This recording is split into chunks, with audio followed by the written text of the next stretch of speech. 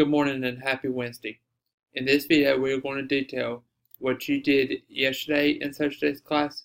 We are also going to detail what you are going to do today on Wednesday in social studies class. Yesterday, you should have completed this set of notes on page number 4, Geography of China, with this one slide.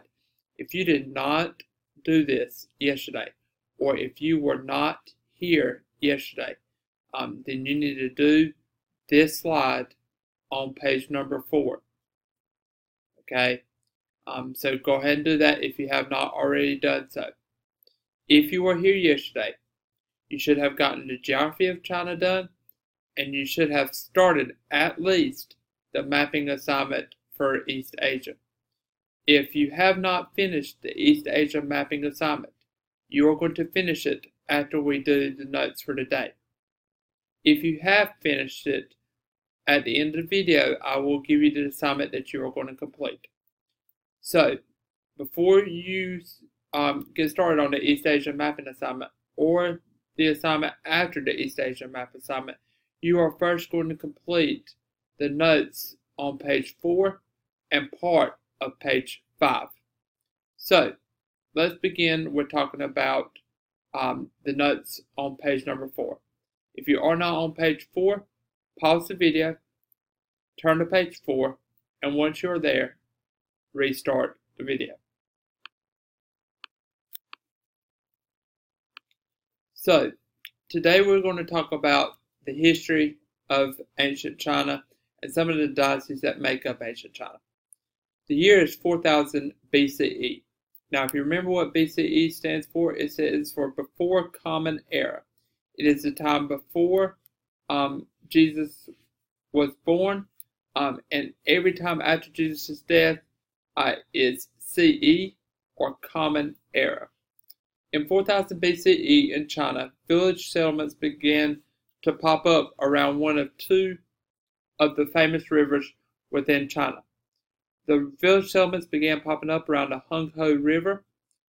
When these settlements began to pop up, they began to incorporate farming because the area around the Honghe River is extremely fertile, good farmland, good water, good area for people to grow crops.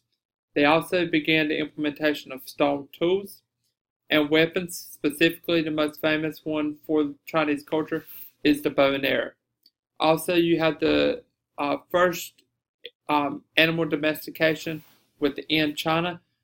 What animal domestication means is when herds of animals are basically raised for to produce meat, to produce for crops, and also in China you also had the creation of pottery that was being able to be created in 4000 BCE.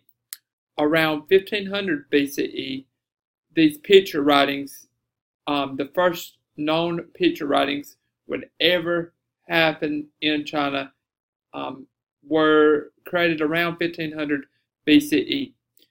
There are approximately 40,000 characters, 40,000 symbols that represented the Chinese alphabet today. So, today we're going to talk about dynasties. And within Chinese history, each individual part of history is divided up into a separate dynasty. So what is a dynasty? A dynasty is a series of rulers from the same family. Now, we've talked about these types of rulers before. We talked about them in Egypt. We talked about them in India. We're going to continue to talk about them throughout the remainder of the school year. Remember how it works. You are usually born into the dynasty or into your royal family. Usually your father, if you are a son, usually your father was the ruler of the area within China. And then if you were a son, once you got of age, you would become the leader of your dynasty. If there was no son, usually it would be the next male heir, a cousin, a brother, a nephew. Females, you didn't have as much respect, as much power as you did in some of the other civilizations. So at this time, in the early parts of China, dynasties did not really pass down from father to daughter. It was mostly from father to son, and usually from upper son. The way that dynasties would get their power, emperor comes to power and gains the mandate of heaven. Now, the mandate of heaven was a vocab word for every group but fourth block. Fourth block will get the mandate of heaven on Friday when I get back. And the emperor comes to power and gains the mandate of heaven. Basically, what the mandate of heaven means is he was chosen by the gods. His power was given to him by the gods. The second step is upward rise.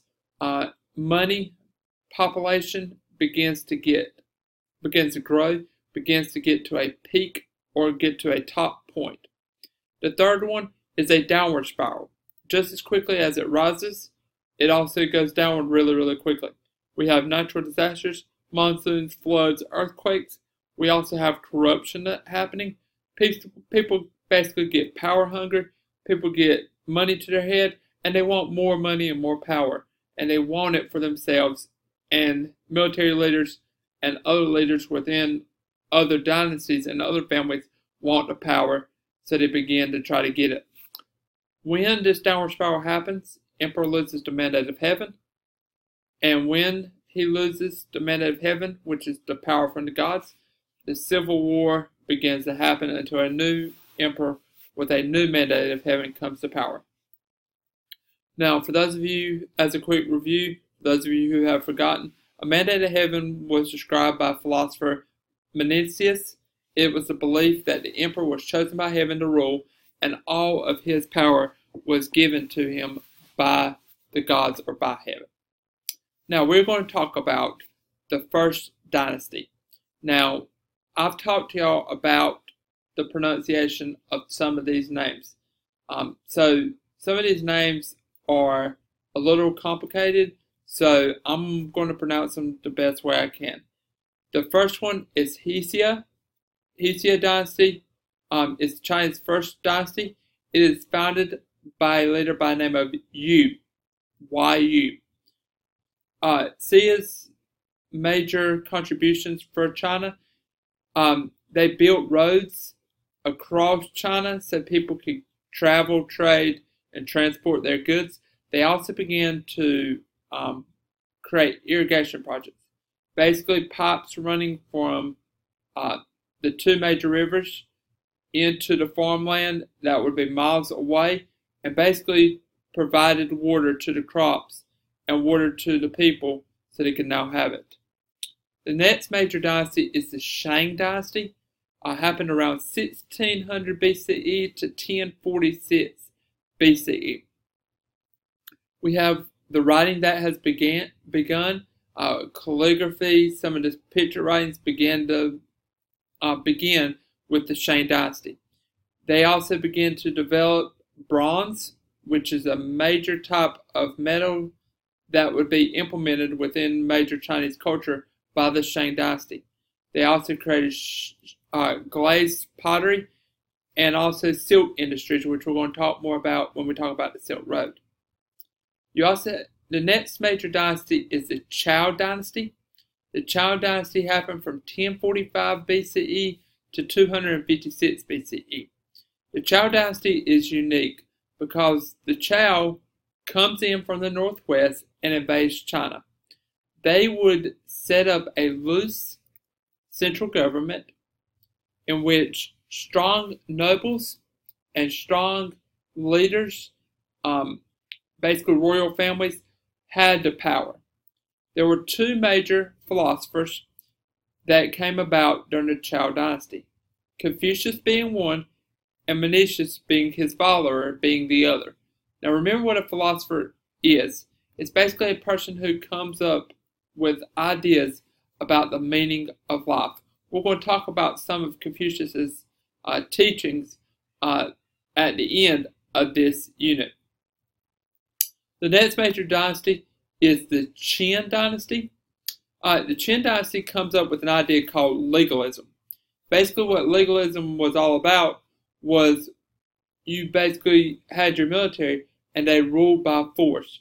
The Qin dynasty created this dynasty, and it was basically when the military took over China and the military was in control. They have an emperor called Shi Hongti. Shi Hongti destroys all these landowners' feudal power that was created in the previous dynasty. They also come up with a system of taxes, a true form of where people started paying a certain tax for land, for goods, for services that they had never paid before. They also established a weight and measurement system that different things weigh different weights based on how heavy or how light they were, and some of these weights we still use today. The Qin dynasty also created the major monument and the major protection in China called the Great Wall. 1,500 miles long. You can see parts of the Great Wall from satellites in space. We're going to talk more about the Great Wall throughout this unit. The Great Wall was used to protect Chinese people from invaders. In the beginning, it was just a series of little tiny walls here and there, but over time, it would become more connected and would stop barriers, or would become a barrier for invaders to stop. The Han Dynasty. The Han Dynasty is the big empire. It stretched from Central Asia to China Sea to down into India and the border of India and China, all the way to Korea. The Han Dynasty created a trade route in which Chinese fruits, silk, and spices would be traveled into Rome, and this is about when the switch over between BCE and CE truly happens. The Han Dynasty is when Buddhism began to be transitioning between India and China, and many of the ideas from India and Buddhism began to change and began to go up into China. We also have a civil service system in which people would begin working government jobs, and people were expected to serve for their government and for the military and for their country. Also during the Han Dynasty is when the first paper would be made, and it would really change the course of time, because without this invention of paper, we don't write, we don't have basic writing ability today. The Tang Dynasty. The Tang Dynasty lasted from 618 to 906 CE. During this Tang Dynasty, they were always at war between the Han and the Tang Dynasty. The Han Dynasty is this military group. They come in, they invade China, but the Tang tried to stop it. The Tang tried to go against the Han Dynasty, and the Tang were eventually semi-successful. The Tang would reunite China. Taizong is the emperor in 627 CE. Taizong comes up with educational and government changes. They would extend their borders farther out into what is today the Mongolia, getting closer and closer to Greece and Rome. Taizong and the Tang Dynasty create alliances and peace treaties with their neighbors. They also began opening up industry and trade. Jade, which is a type of greenish stone, would begin to be traded for riches and for wealth. They began trading silks to areas like Arabia, India, Japan, and Persia. Our final dynasty of the day is the Sung Dynasty. The Sung Dynasty comes after the Tang Dynasty, and you have disorder between the two groups. They create a superior, kind of a leader to that of medieval Europe, which we're going to talk more about toward the course of the end of the year.